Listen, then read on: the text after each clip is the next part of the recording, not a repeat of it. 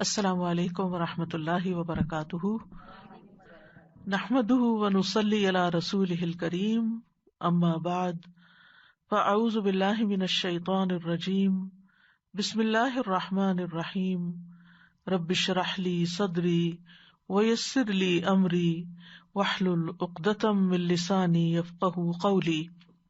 لو أنزلنا هذا القرآن على جبل لرأيته خاشعا متصدعا من خشية الله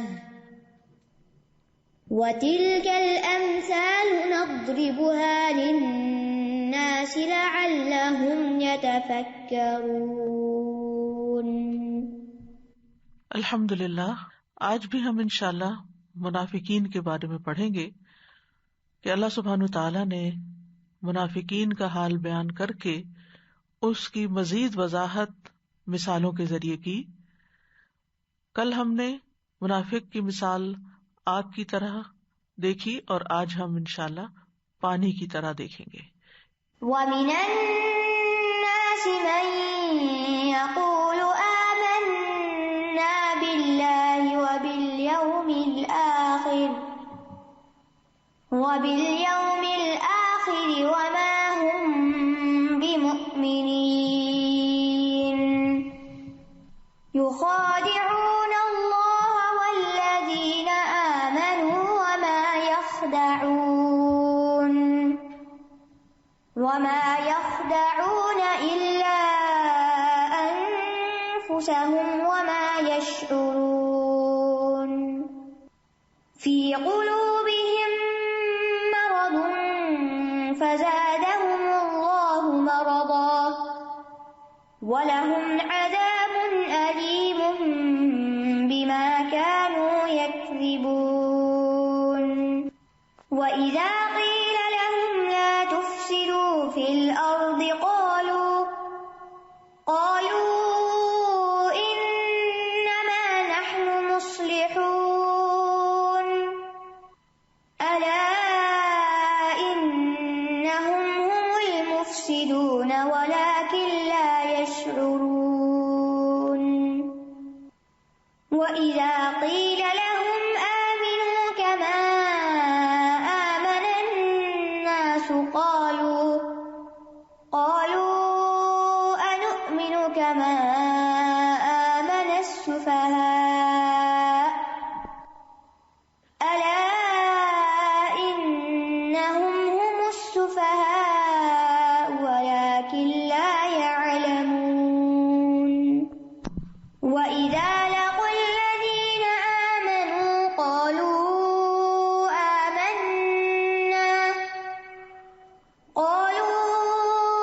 آمَنَّا وَإِذَا خَلَوْا إِلَى شَيَاطِينِهِمْ قَالُوا إِنَّا مَعَكُمْ إِنَّمَا نَحْنُ مُسْتَهْزِئُونَ اللَّهُ يَسْتَهْزِئُ بِهِمْ وَيَمُدُّهُمْ فِي طُغْيَانِهِمْ يَعْمَهُونَ۔ أُولَئِكَ الَّذِينَ اشْتَرَوُا الضَّلَالَةَ بِالْهُدَى فَمَا رَبِحَتْ تِجَارَتُهُمْ وَمَا كَانُوا مُهْتَدِينَ۔ مَثَلُهُمْ كَمَثَلِ الَّذِي اسْتَوْقَدَ نَارًا فَلَمَّا أَضَاءَتْ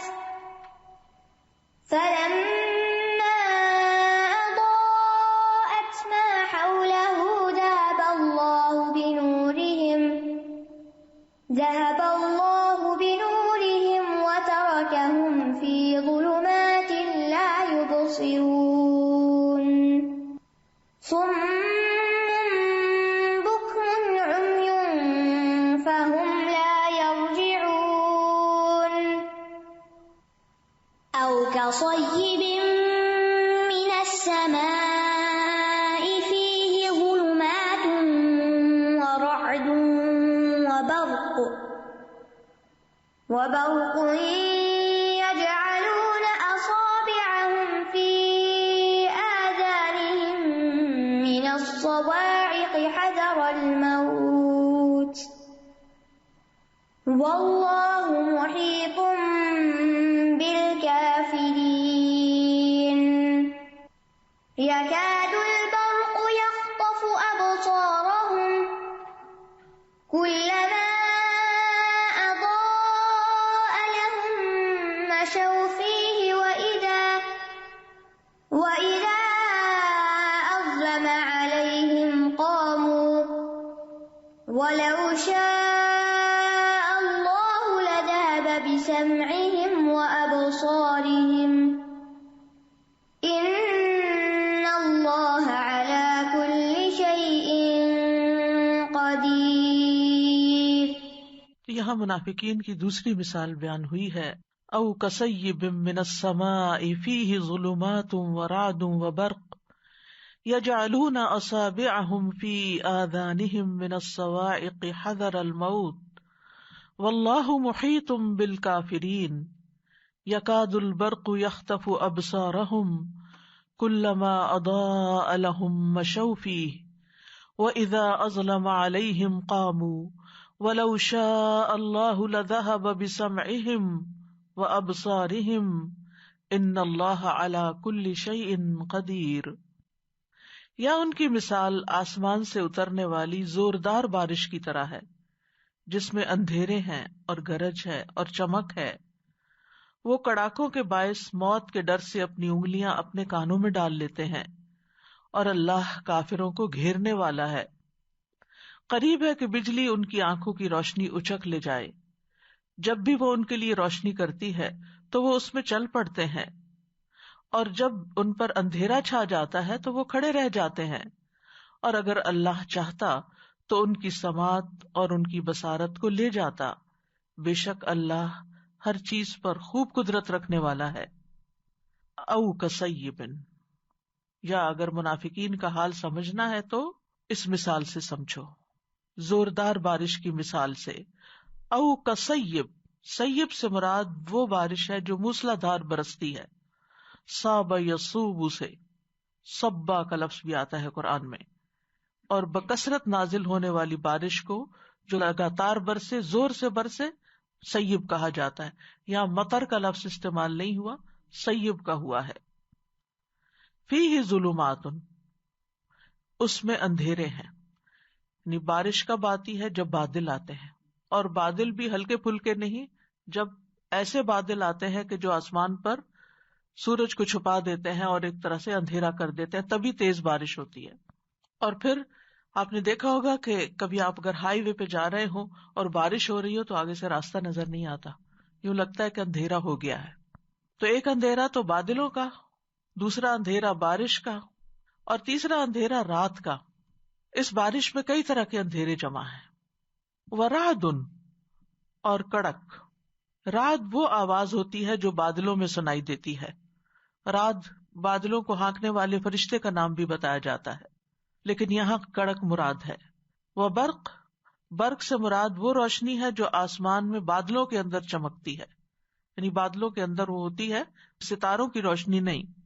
جیسے کہ سورۃ الرعد میں آتا ہے هو الذی یریکم البرق خوفا وطمعا وینشئ السحاب الثقال. وہی ہے جو تمہیں بجلی دکھاتا ہے ڈرانے اور امید دلانے کے لیے، اور بھاری بادل پیدا کرتا ہے. تو جب یہ سارا سین ہوتا ہے تو منافق کیا کرتے ہیں؟ یجعلون، ڈال لیتے ہیں، اصابعہم، اپنی انگلیاں. اصابع اصبع کی جمع ہے، اور اصبع پوری انگلی کو کہتے ہیں. اس کے برعکس عربی میں انامل کا لفظ بھی استعمال ہوتا ہے. وہ بھی انگلی کے لیے ہوتا ہے، لیکن وہ ناخن کے نیچے والے حصے کے لیے بس ہوتا ہے. یعنی صرف اتنا حصہ جو ناخن کے نیچے آپ کو ملے گا، یہ حصہ انامل کہلاتا ہے. تو عموماً جب شور یا زوردار آواز یا کسی دھماکے کی آواز سنتے ہیں تو عموماً جب کانوں پہ ہاتھ رکھتے ہیں تو صرف یہ انامل رکھتے ہیں. یہاں اللہ سبحانہ تعالیٰ نے انامل کا ذکر نہیں کیا، اصابع. گویا وہ اتنے خوف میں ہے کہ وہ چاہتے ہیں کہ موقع ملے اور پوری کی پوری انگلی ان کے کان کے اندر ان کے ایئر کینال میں گھس جائے تو گھس جائے، تاکہ وہ کسی طرح اس آواز کو نہ سنے. میں مبالغے کا اظہار ہے یہاں. فی آذانہم، آذان اذن کی جمع ہے. من الصواعق، صاعقہ کی جمع صواعق. صاعقہ کا اصل معنی ہوتا ہے آواز کا شدید ہونا. وصاعق من فی السماوات والارض آتا ہے. اور اسی طرح صاعقہ وہ آگ ہوتی ہے جو گرج کے شدید ہونے کے وقت آسمان سے اترتی ہے. اور ایک قول یہ بھی ہے کہ یہ گرج میں آنے والی سخت آواز ہوتی ہے، یعنی کڑک کر کے جو نیچے کو آتی ہے اور سنائی دیتی ہے.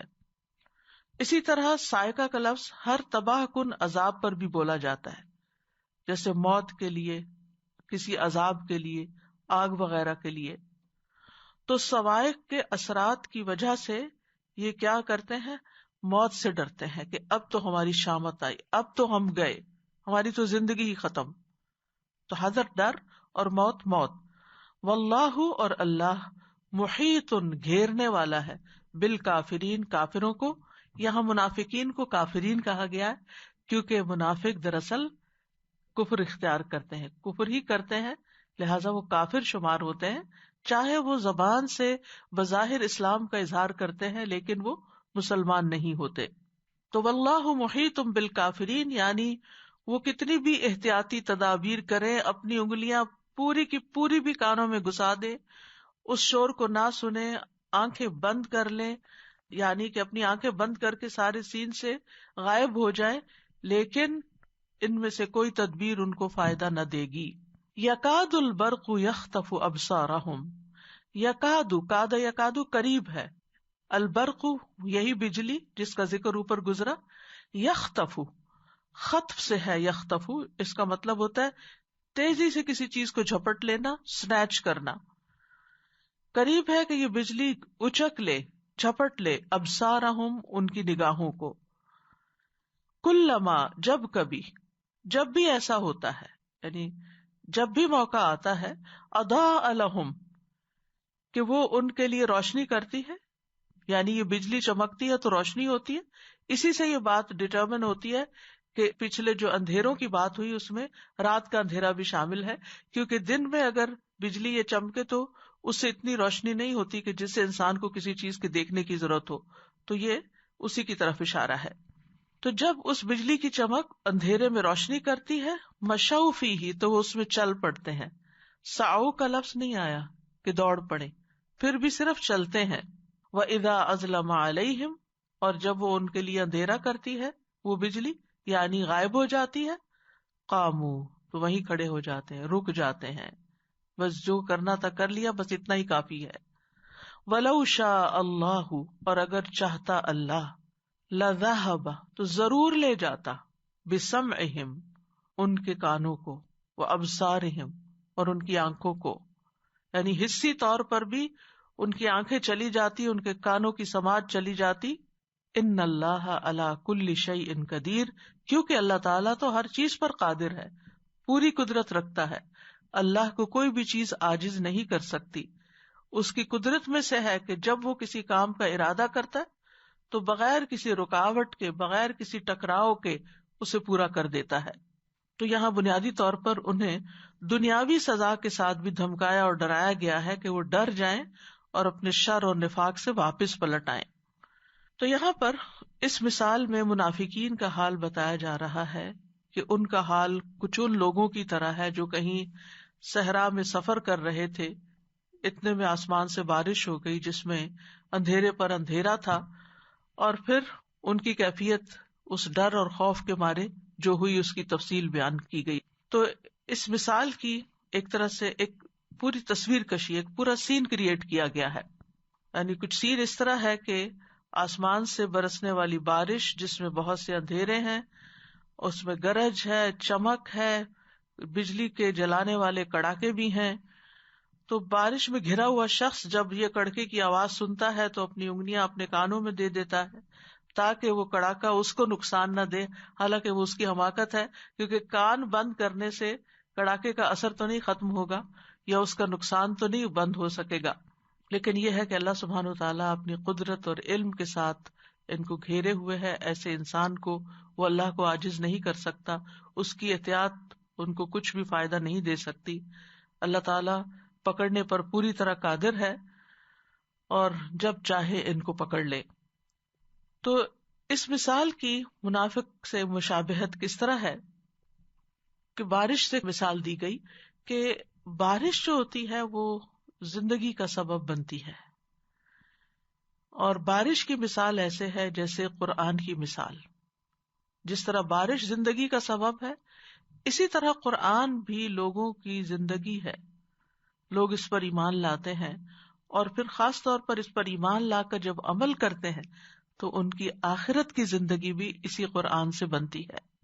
اور اس مثال میں جو اندھیرے بیان ہوئے ہیں وہ اندھیرے کفر کے، جہالت کے، شک کے، نفاق کے، وہ سارے اندھیرے ہیں جس میں وہ جی رہے ہیں. اور گرج اور کڑک سے مراد وہ وعید ہے، وہ دھمکی ہے جس کے ساتھ وہ ڈرائے جاتے ہیں.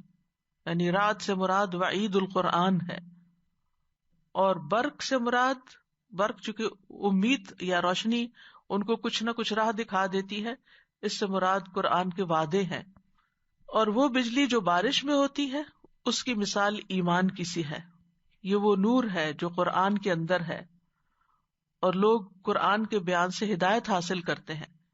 جیسا کہ لوگ اس رات میں بجلی کے چمکنے سے راستہ پاتے ہیں، ایسے ہی دنیا کے اندھیروں میں، شک کے اندھیروں میں، کفر کے اندھیروں میں، حیرانی اور پریشانی کے اندھیروں میں قرآن کے اندر آنے والے احکامات یا اس کے اندر پائی جانے والی رہنمائی جو ہے وہ لوگوں کو ایک راہ دکھاتی ہے.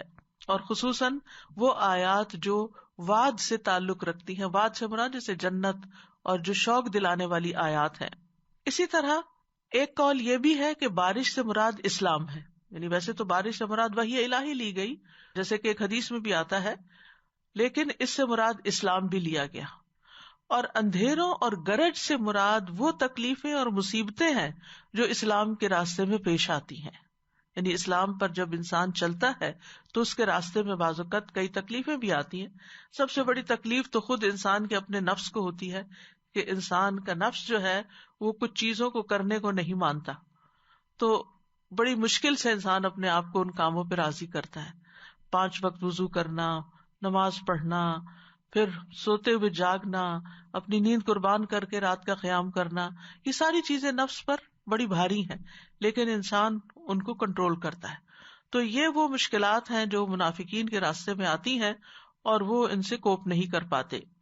چمک سے مراد مسلمانوں کو حاصل ہونے والی کامیابیاں ہیں، اور کڑکنے والی بجلیوں سے مراد وہ احکامات ہیں جن میں منافقوں کو اپنی موت نظر آتی ہے، جیسے جہاد کا حکم ہے. تو اوور آل منافق کے لیے اسلام کی تعلیمات پرمشقت ہوتی ہیں. یعنی منافق جب قرآن کو سنتے ہیں، اور اس مثال کے سب سے پہلے جو سننے والے تھے وہ مدینہ کے منافق تھے، یا جو مراد ہیں وہ منافق ہیں جن کے بیچ میں قرآن نازل ہو رہا تھا، تو عربی جانتے تھے اور نبی صلی اللہ علیہ وسلم کی بات کو اچھی طرح سمجھ بھی لیتے تھے، یعنی زبان کی کوئی رکاوٹ نہیں تھی. لہٰذا جب وہ قرآن سنتے یا ان کو آیات پڑھ کر سنائی جاتی تو اس کے احکامات، اس کے اندر پائی جانے والی وعید، اس کے شرعی احکامات کی پابندیاں اور اس طرح کی ساری باتیں ان کے اوپر بڑی بھاری ہوتی تھی، ان کو اس میں بڑی مشقت نظر آتی تھی. اور پھر وہ کوشش کرتے تھے کہ ایسی آیات کو سننے سے بچیں، نہ ہی سنیں، کہ کہیں ان پر وہ عذاب نہ آ جائے جس کی دھمکی دی جا رہی ہے یا جو سنایا جا رہا ہے. یعنی قرآن کے اندر ہی ساتھ ہی یہ بھی بتایا جاتا ہے کہ جو یہ بات مانے گا اس کے لیے خوشخبری ہے، جو نہیں مانے گا اس کے لیے عذاب ہے. تو وہ اپنی منافقت کی سزا سے بچنے کے لیے کوشش یہ کرتے تھے کہ وہ باتیں سنے ہی نہ، ان کو پہنچے ہی نہ، تو اپنی انگلیاں اپنے کانوں میں دیتے تھے.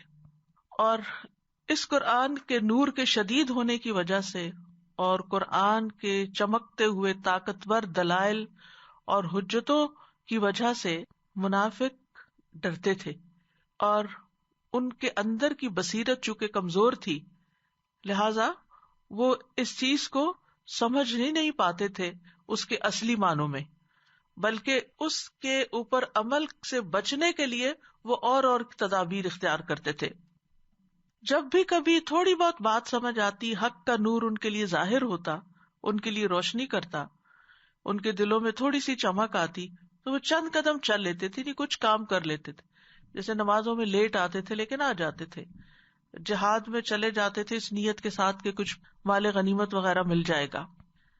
لیکن ان احکامات کا نور ان کے دلوں میں ٹھہرتا نہیں تھا، جڑ نہیں پکڑتا تھا، استقامت نہیں اختیار کرتا تھا. کچھ ہی دیر کے بعد وہ نور بجھ جاتا، اور پھر جب اگلا موقع کوئی آتا تو وہ پیچھے ہٹ جاتے. اور دین کے بارے میں، رسول اللہ صلی اللہ علیہ وسلم کے بارے میں، دین کے احکامات کے بارے میں ان کے دلوں میں مسلسل شکوک و شبہات رہتے تھے، کنفیوژن رہتی تھی. لیکن اس کے برعکس مومن کا حال کیا ہوتا ہے کہ مومن جب قرآن پڑھتا ہے تو اس کا دل پگھل جاتا ہے، اس کی آنکھوں سے آنسو بہنے لگتے ہیں، اس کے اندر ایک ایکسپٹنس ہوتی ہے. چاہے احکامات اس کے نفس پہ بھاری ہوتے ہیں لیکن پھر بھی وہ ان کو خوشی سے قبول کرتا ہے کہ یہ میرے رب کا حکم ہے. اس کے برعکس منافق آیات کو موت سمجھتے تھے اور خوف کا شکار ہو جاتے تھے. یعنی قرآن مجید ان کے لیے سکینت کا باعث نہیں ہوتا تھا. اب پہلے دن کا لیکچر یاد کیجئے جس میں نے یہ بتایا تھا کہ اس قرآن کے ساتھ سکینت نازل ہوتی ہے، اور یہ سکینت وہ شخص اتنی زیادہ محسوس کرتا ہے جتنا اس کے اندر ایمان ہوتا ہے، اتنا ہی قرآن دل میں اترتا چلا جاتا ہے اور اس کی روح سیراب ہو جاتی، سرشار ہو جاتی ہے، اس کے اندر سکینت اترتی.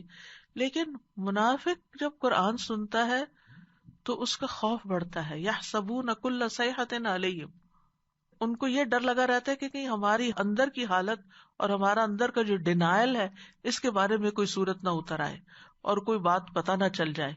یعنی جس کے دل میں چور ہوتا ہے وہ ہمیشہ ڈرتا ہے کہ لوگوں کو کہیں میرے دل کی بات نہ پتہ چل جائے، کیونکہ یہ دل سے یقین نہیں کرتے تھے اور عمل میں بھی پیچھے تھے. تو اس لیے یہ آیات ان پر بجلی بن کے گرتی تھی اور ان سے یہ خوف کھاتے تھے. مثال کے طور پر جب جہاد کی آیات نازل ہوتی تو ان کے دل میں ڈاؤٹس پیدا ہوتے کہ یہ کون سی نیکی ہے، اس سے تو لوگ مر جاتے ہیں، عورتیں بیوہ ہو جاتی ہیں، بچے یتیم ہو جاتے ہیں، یہ کیسی آفت ہے. لیکن اس کے برعکس مومن جب ان آیات کو سنتے ہیں تو وہ ان اللہ اشتری من المؤمنین انفسهم واموالهم بان لهم الجنہ، وہ جنت کی خوشخبری پا کر اس کے لیے خوشی سے تیار ہو جاتے.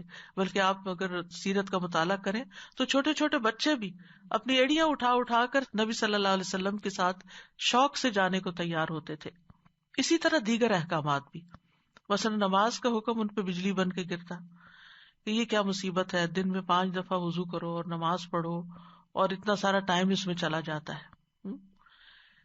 اس دور کی بات ہے. لیکن آج بھی آپ دیکھیں کہ بعض لوگ اسی قسم کا رویہ اختیار کرتے ہیں، جبکہ مومن جو ہے وہ نماز کو اللہ کے قرب کا ذریعہ سمجھتا ہے، اپنی طہارت اور گناہوں کی صفائی کا ذریعہ سمجھتا ہے. وہ جانتا ہے کہ ان اللہ یحب التوابین و یحب المتطہرین، کہ جب میں وضو کروں گا، پاکیزگی اختیار کروں گا، پاکی کی حالت میں ہوں گا تو میں رب کے قریب ہوں گا، رب کی محبت مجھے حاصل ہوگی، اور میں توبہ کروں گا نماز کے ذریعے تو میرے گناہ معاف ہوں گے اور اس سے بھی مجھے اللہ کی محبت حاصل ہوگی. وضو کرتے ہوئے سوچتا ہے کہ یہ میرے قیامت کے دن ان اعضاء کے چمکنے کا باعث بنے گا.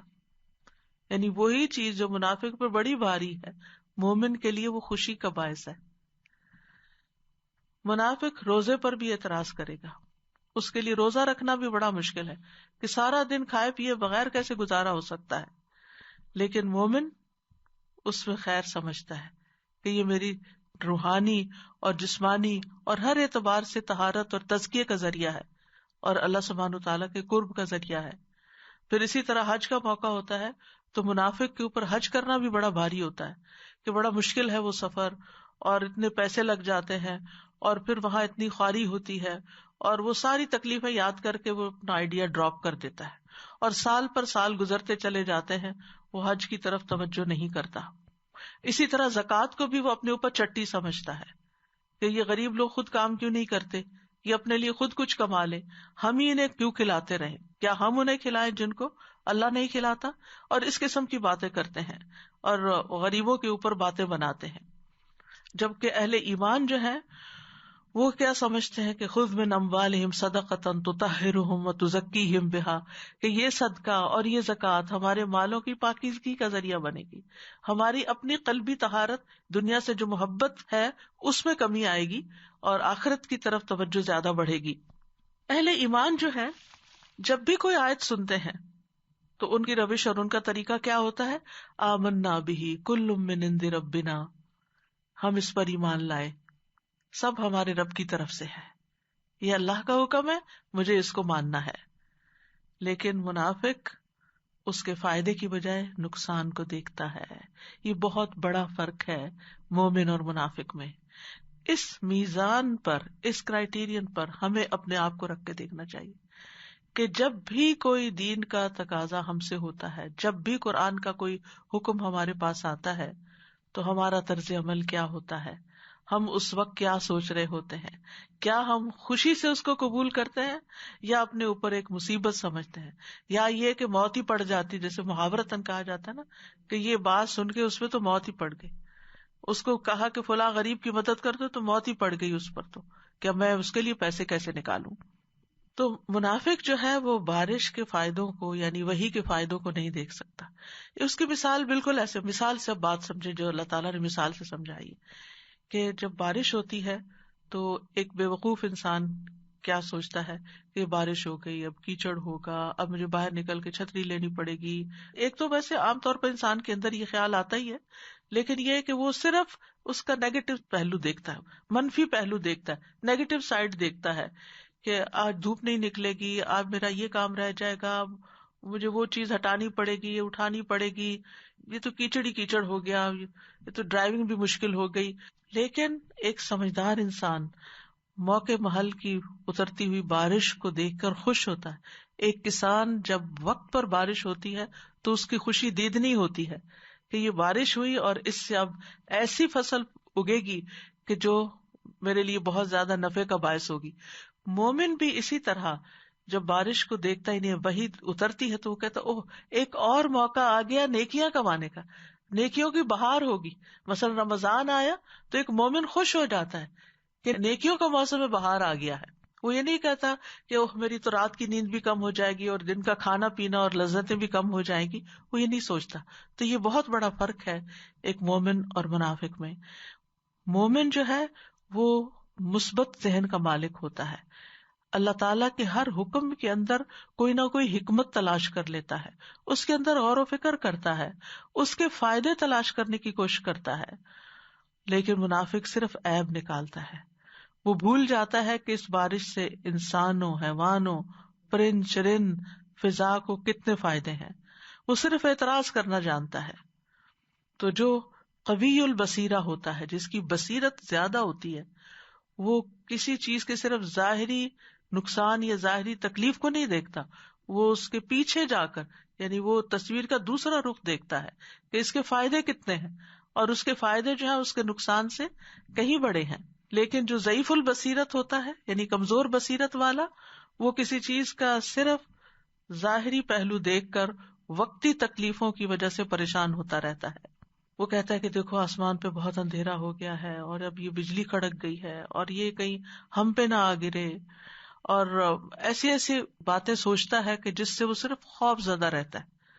تو اسلام کے احکامات سن کر ہمارے دل کا حال کیا ہوتا ہے؟ کیا ہم خوف زدہ ہو جاتے ہیں یا ہم خوش ہو جاتے ہیں؟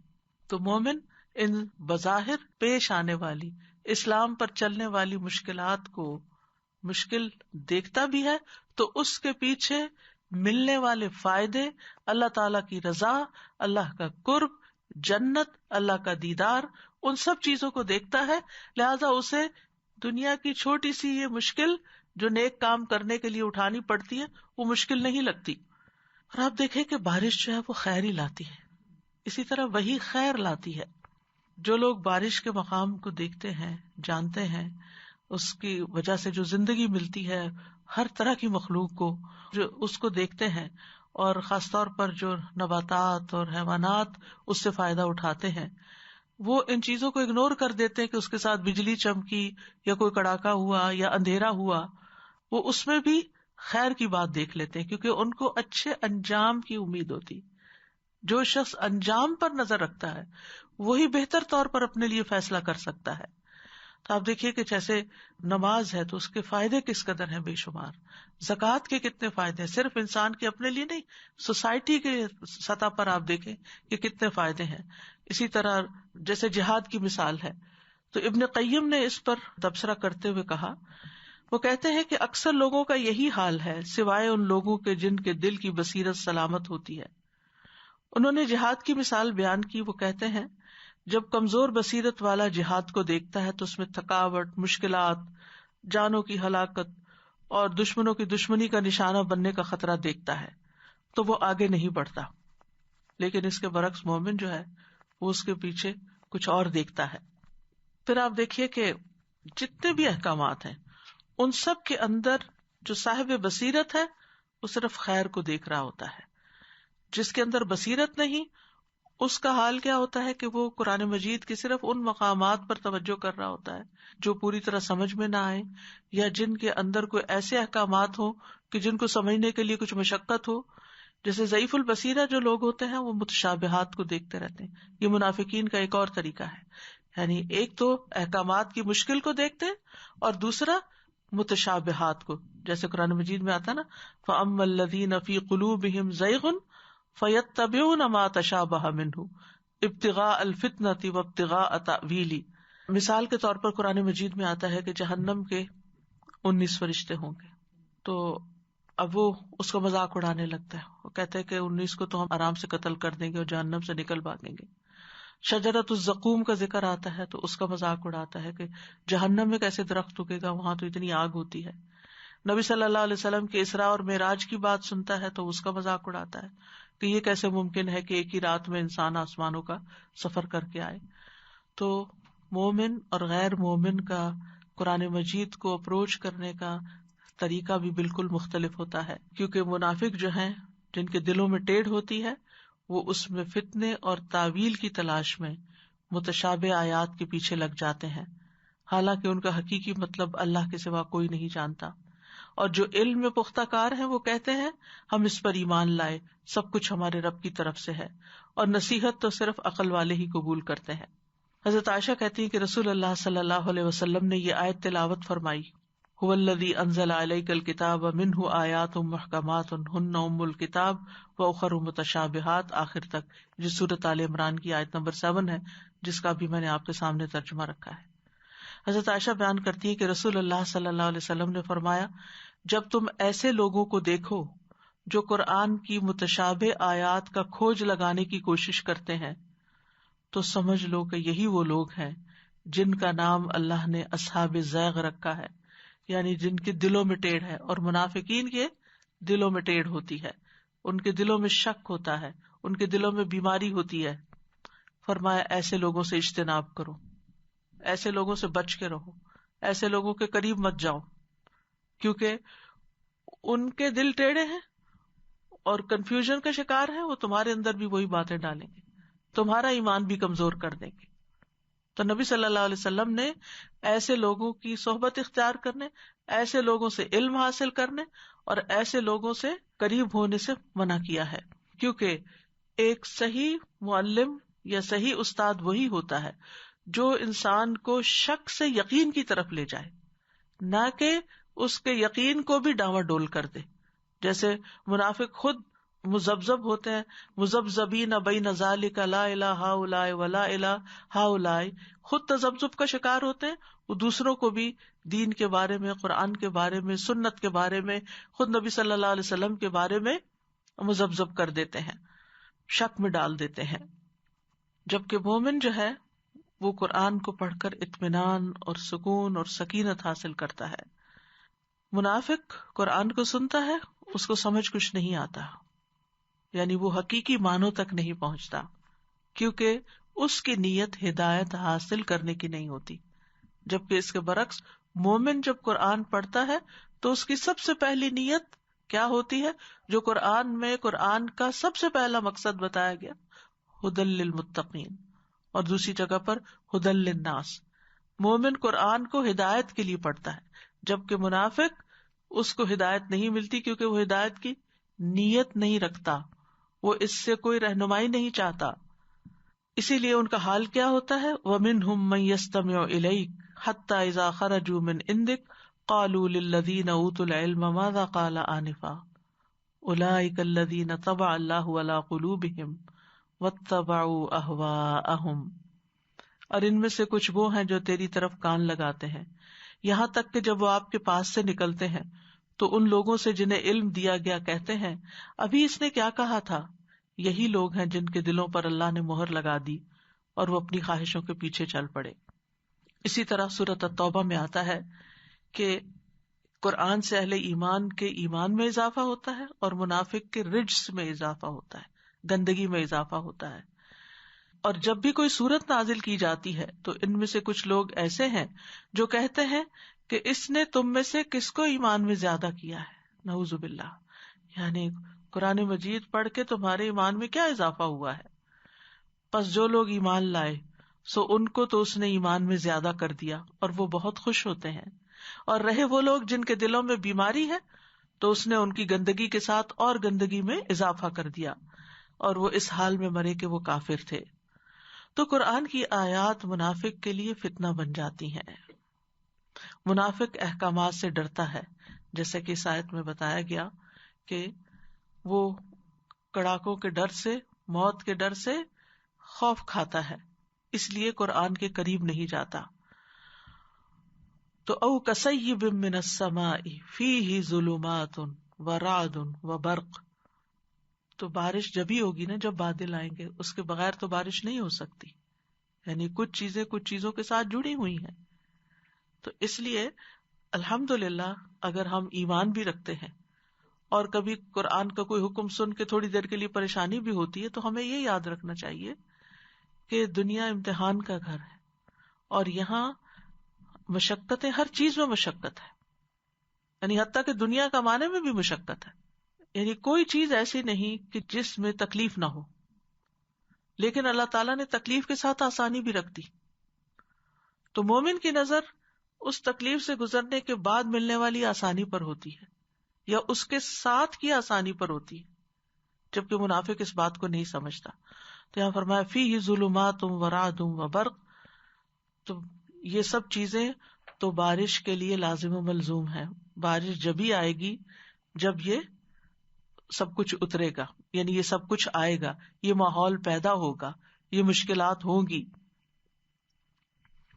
تو مومن جب سنتا ہے قرآن کو تو کان کھول کے سنتا ہے, اور انہیں حکم بھی یہی دیا گیا ہے اذا قرئ القرآن فاستمعوا لہ, خوب کان لگاؤ تاکہ تم پہ رحم کیا جائے.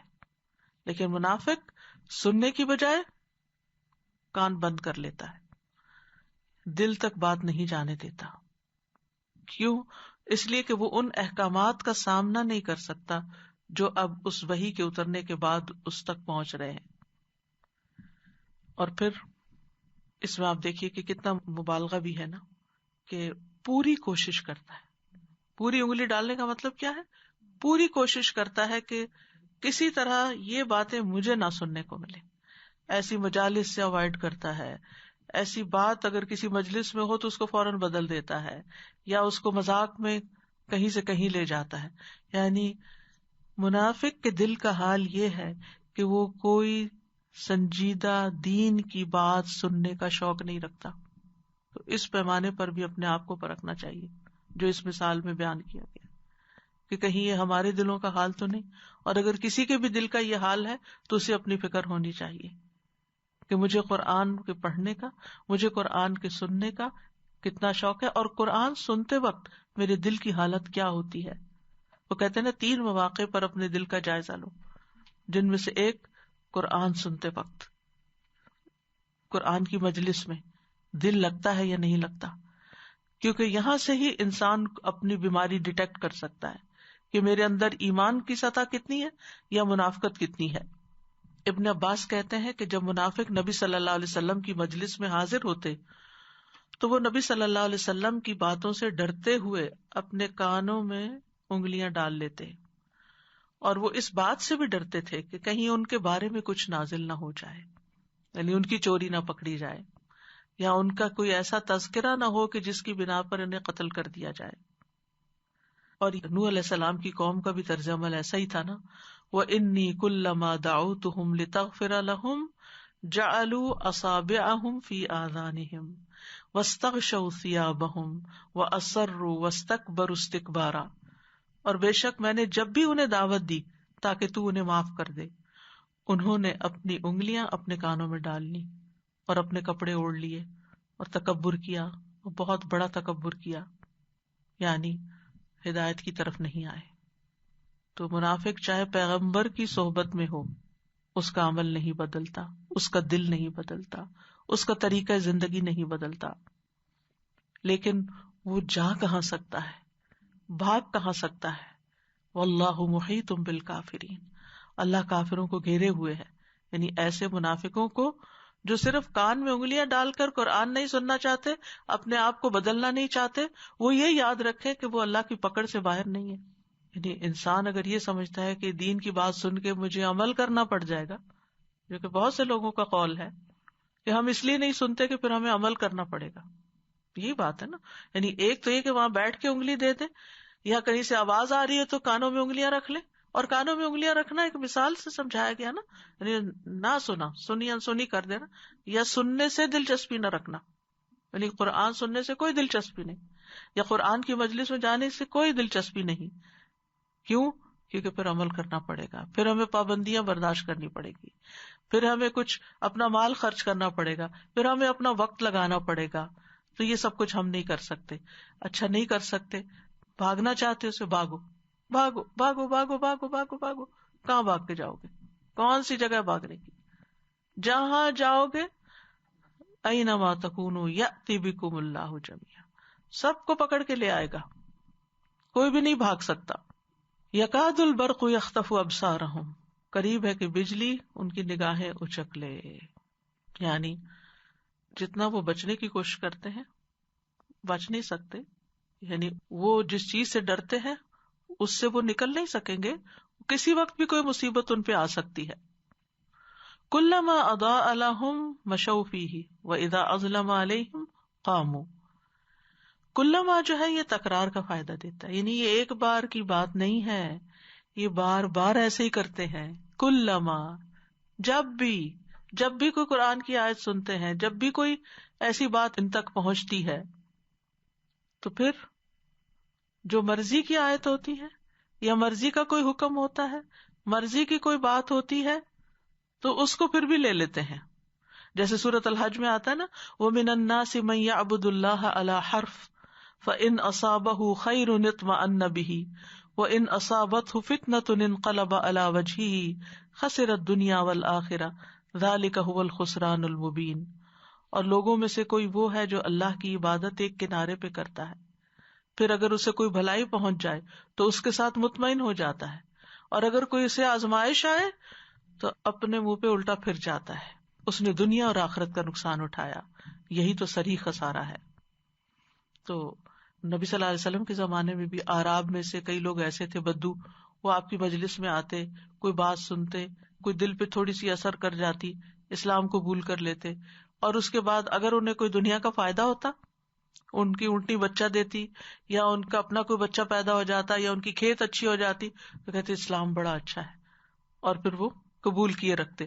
اور اگر ان کو اسلام قبول کرنے کے بعد کوئی نقصان یا تکلیف ہوتی تو وہ کہتے یہ کیسا دین ہے، ہم اس دین پر نہیں چل سکتے، اس کو چھوڑ دیتے، یا کم از کم دل میں اس دین کو برا سمجھتے، جیسے کہ منافقین کا حال ہے۔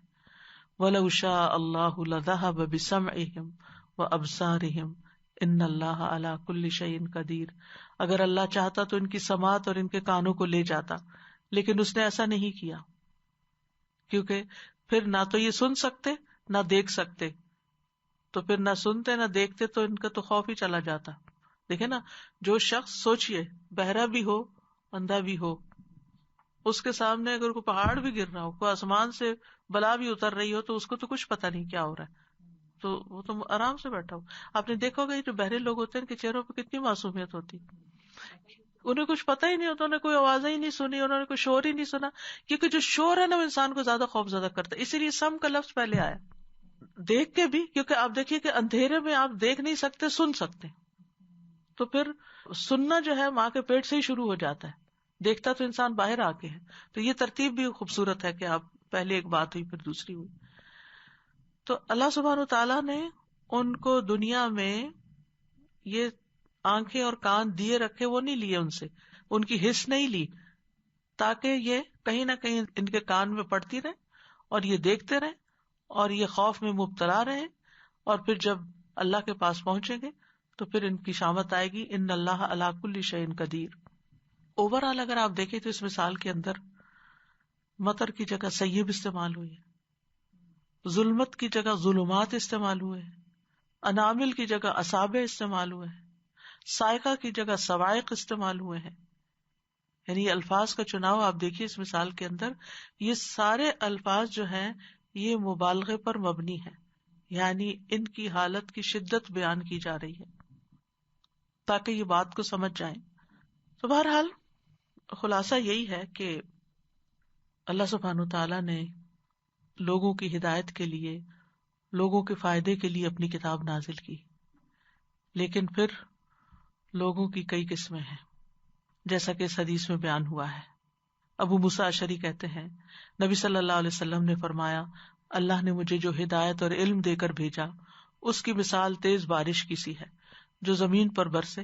صاف اور عمدہ زمین تو پانی کو جذب کر لیتی ہے اور بہت سا گھاس اور سبزہ اگا دیتی ہے، جبکہ سخت زمین پانی کو روکتی ہے.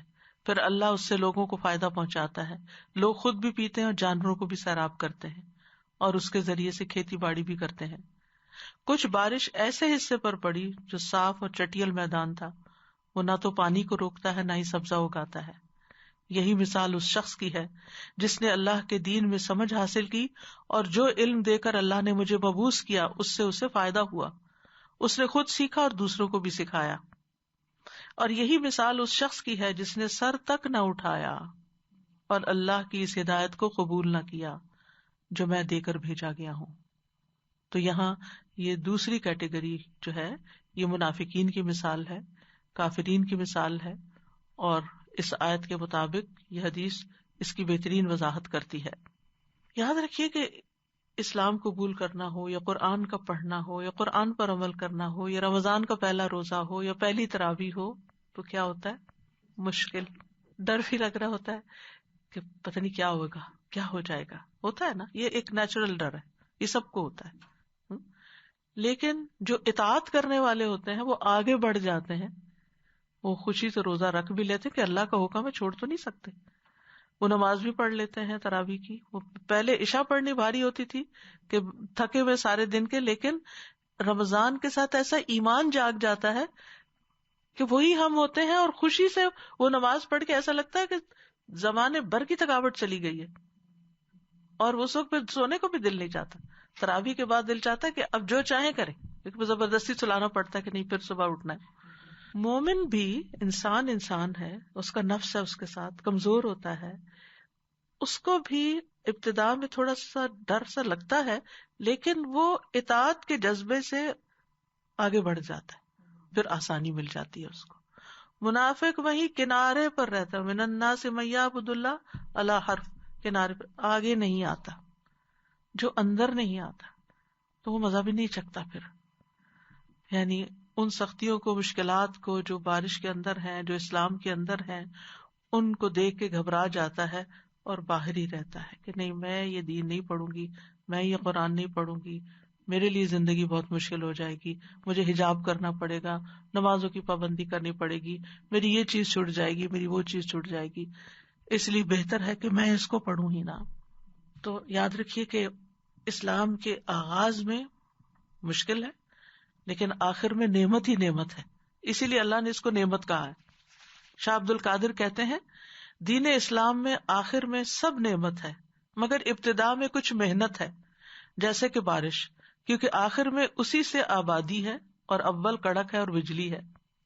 تو اس سے کیا پتہ چلتا ہے کہ منافق لوگ اول سختی سے ڈر جاتے ہیں، ان کو آفت سامنے نظر آتی ہے، جیسے بادل کے اندر کچھ چیزیں نظر آتی ہیں تو منافق کبھی دل ان کا چاہتا بھی ہے کہ اقرار کر لیں، تھوڑا سا چلتے بھی ہیں، تھوڑا سا آگ بھی جائیں گے، لیکن پھر اس کے بعد ایک بات ان کی مرضی کے خلاف ہو گئی، پھر واپس پلٹ جائیں گے. تو آپ دیکھیے کہ ایمان والوں کی بھی دو قسمیں ہیں، ایک اعلیٰ درجے کے مومن مقرب اور ابرار ہیں، اور دوسرے عام مومن ہیں۔ منافقوں کی بھی دو قسمیں ہیں، ایک پہلے درجے کے منافق جن کا کل ہم نے پڑھا تھا، جن کی مثال آگ سے دی گئی تھی کہ ان کے اندر ایمان ہوتا ہی نہیں، ان کے دل میں کفر ہی ہوتا ہے۔ اور پھر یہاں پر منافق کی جو دوسری قسم ہے وہ منافق ہیں جو تھوڑا بہت آتے بھی ہیں لیکن پھر پلٹ جاتے ہیں، یا یہ کہ پہلی قسم کے منافق اعتقادی منافق ہوتے ہیں، دوسری قسم کی یہ مثال جو ہے یہ عملی منافقوں کے بارے میں ہے کہ جو زبان سے اقرار کر کے دل سے بھی تھوڑا سا مان لیں گے لیکن عمل نہیں کریں گے، عمل سے گھبراتے ہیں۔ تو عقیدے کا نفاق نفاق اکبر ہوتا ہے جو انسان کو ملت سے باہر نکال دیتا ہے، جس میں انسان رسول کی تکذیب کرتا ہے، یا شریعت کے کچھ حصے کا انکار کرتا ہے، یا رسول سے بغض رکھتا ہے، یا رسول کی لائی ہوئی کسی چیز سے بغض رکھتا ہے، یا رسول کے دین کے گرنے پر خوش ہوتا ہے اور دین کی کامیابی کو ناپسند کرتا ہے۔ اور عملی نفاق کیا ہے؟ جس میں اس کا عمل جو ہے وہ اس کے قول کی تردید کرتا ہے۔ عملی نفاق کفر اصغر ہوتا ہے، انسان کو ملت سے باہر نہیں نکالتا، مگر یہ بہت بڑا جرم اور عظیم گناہ ہوتا ہے۔ نبی صلی اللہ علیہ وسلم نے منافق کی کئی علامتیں بتائی ہیں کہ 3 خصلتیں جس میں ہو وہ منافق ہے، خواہ نماز پڑھتا ہو، روزہ رکھتا ہو اور اپنے آپ کو مسلمان سمجھتا ہو، جب بات کرے تو جھوٹ بولے، وعدہ کرے تو خلاف کرے، امانت رکھوائی جائے تو خیانت کرے۔ منافقین کی کچھ علامات ہمیں قرآن مجید سے بھی پتہ چلتی ہیں اور پھر کچھ احادیث سے پتہ چلتی ہیں۔ ان کی روشنی میں ہمیں اپنا جائزہ لینا چاہیے، کیونکہ جو دوسری قسم کی مثال ہے یہ بہت سے لوگوں پر فٹ آ جاتی ہے کہ وہ دین کو مشکل سمجھ کر دین کی طرف نہیں آتے۔ اللہ تعالی ہم سب کو اس سے محفوظ رکھے۔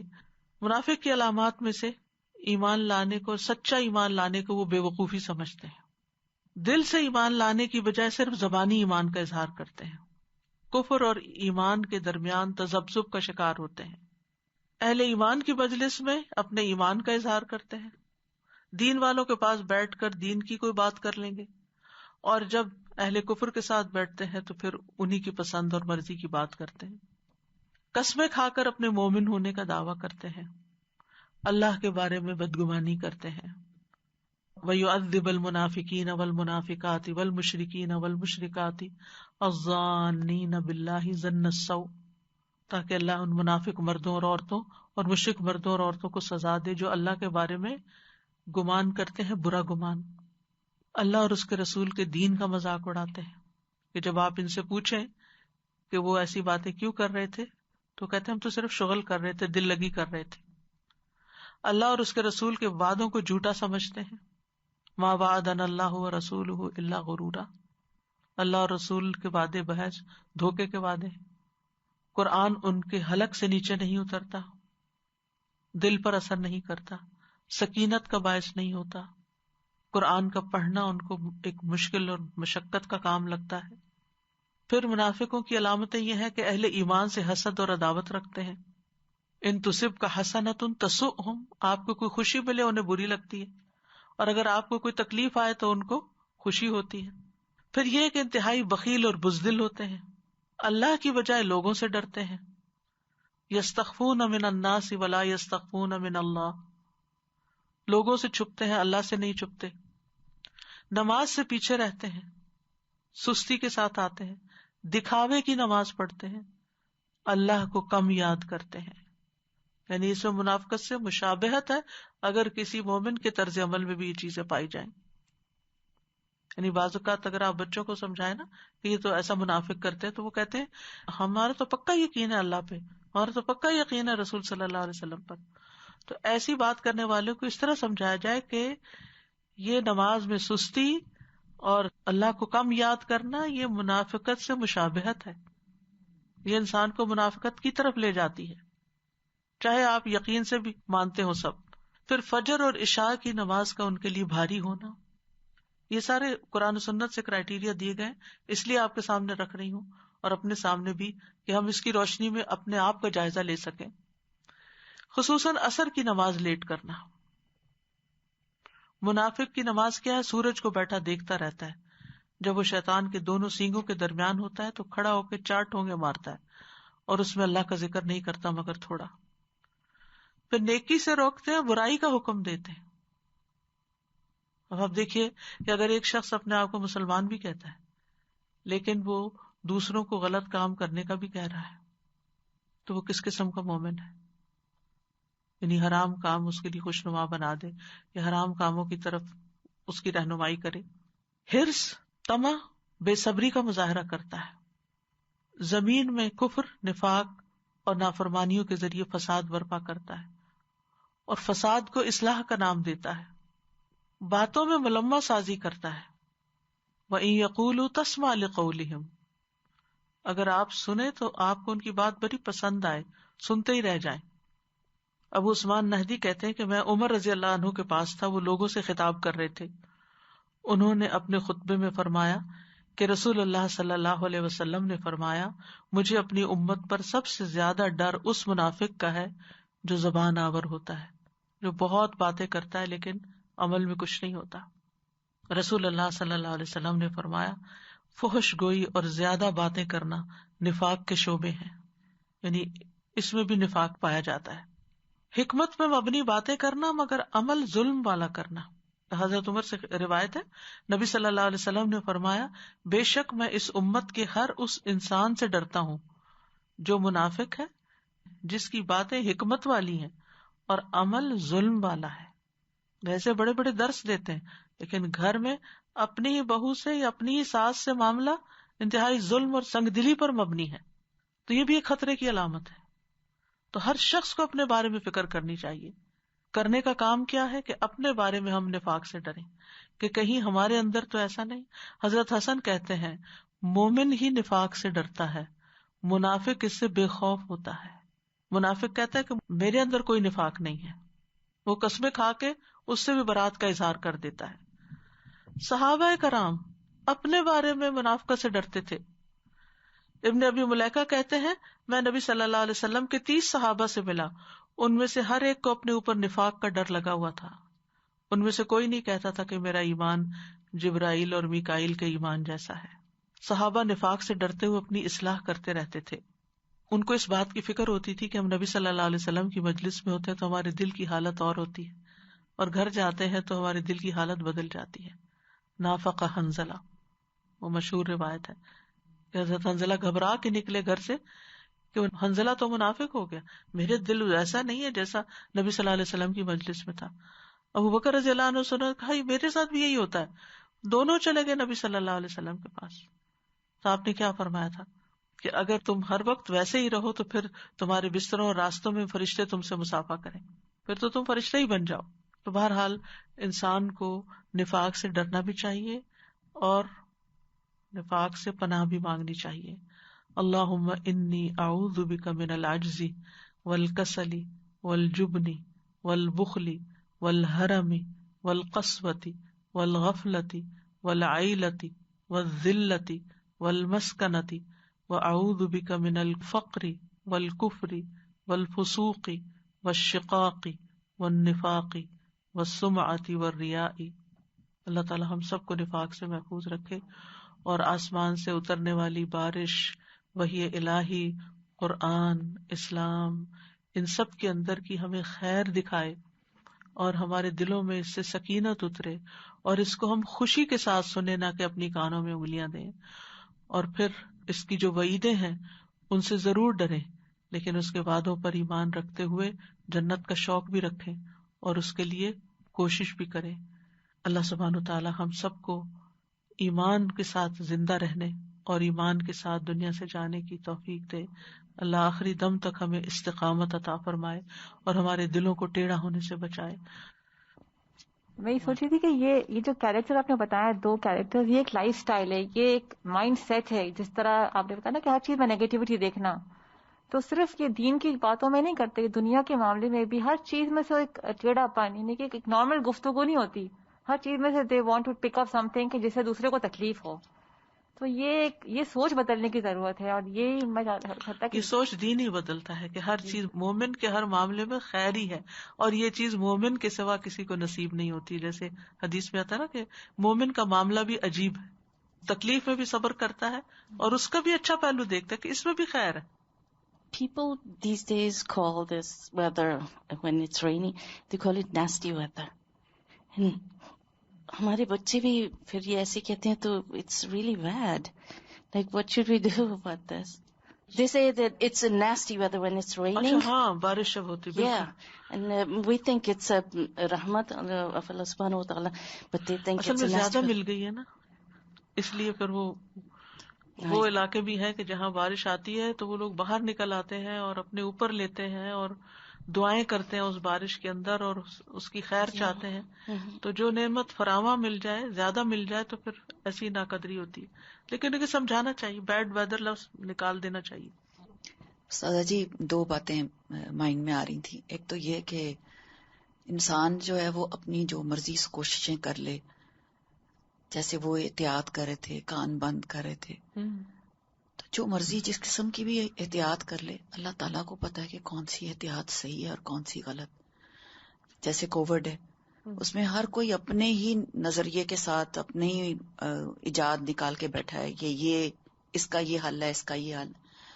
آپ کسی بیماری کے بارے میں پوچھیں تو لوگ اپنے مشورے دینا شروع کر دیتے ہیں, آپ یہ کر لیں, یہ کر لیں. لیکن اللہ کو پتا ہے کون سا طریقہ صحیح ہوگا, صحیح سننے کا, صحیح عمل کرنے کا, صحیح چلنے کا. اور یہ قرآن اور سنت جو ہمیں اللہ تعالیٰ نے دی ہے, اس کو صحیح حاصل کرنے کا یہ اتنا بڑا انعام ہے. لیکن اس کو اگنور کرنا, بار بار اس سے انحراف برتنا اور پھر ایسی تعویلیں کرنا کہ یہ تو ہمیں بات سمجھ میں ہی نہیں آتی, کیونکہ وہ سننے کی ضرورت ہی نہیں. یعنی جب بات کرنا شروع کرتے ہیں نا تو وہ کوئی لے آتے ہیں, اچھا وہ جو 4 شادیوں کا ذکر ہے قرآن میں اور وہ فلاں کا ہے اور لونڈیوں کا ذکر ہے, یعنی ساری گفتگو جو ہے وہ انہی موضوعات پہ آ کر اعتراض کر کے خود کو جسٹیفائی کر لیتے ہیں کہ ہم جو باہر ہیں اس سے وہ زیادہ بہتر ہے. اور جو انگلی کا کتنا حصہ ہے, انگلی تو لمبی ہے لیکن اس کا کتنا حصہ اندر کان کے اندر جا رہا ہے نا, آگے ٹپ بھی ہوتی ہے جو جاتی ہے, جیسے آپ نے آج بھی ایکسپلین کیا. تو چاہے وہ جتنی مرضی چاہیں حفاظت کرنے کی, اس کو بند کرنے کی, اللہ کی ذات ہے کہ کون سی چیز سیل بھی کر دیں کانوں کو تو پھر بھی فائدہ نہیں, کیونکہ خطرہ تو نہیں ٹلے گا نا. وآخر دعوانا ان الحمد للہ رب العالمین. سبحانک اللہم وبحمدک, اشہد ان لا الہ الا انت, استغفرک واتوب الیک. السلام علیکم ورحمۃ اللہ وبرکاتہ.